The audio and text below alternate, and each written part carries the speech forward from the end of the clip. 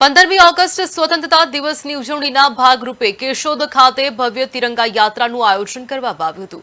ધારાસભ્ય દેવાભાઈ માલમ, જિલ્લા ભાજપ પ્રમુખ ચંદુ મકવાણા અને સ્થાનિક અગ્રણીઓની ઉપસ્થિતિમાં પ્રસ્થાન કરાયેલી આ યાત્રા station road, doctor Baba Saheb Ambedkar ચોક, માંગરોળ રોડ અને શરદ ચોક જેવા મુખ્ય વિસ્તારોમાંથી પસાર થઈ હતી। યાત્રા દરમિયાન ડોક્ટર આંબેડકર અને સરદાર વલ્લભભાઈ પટેલની પ્રતિમાઓને પુષ્પાંજલિ અર્પણ કરવામાં આવી હતી। દેશભક્તિના ગીતો, ડીજેના તાલ અને હાથમાં લહેરાતા રાષ્ટ્રધ્વજ સાથે નીકળેલી આ યાત્રાથી સમગ્ર કેશોદ શહેર દેશભક્તિના રંગે રંગાયું હતું।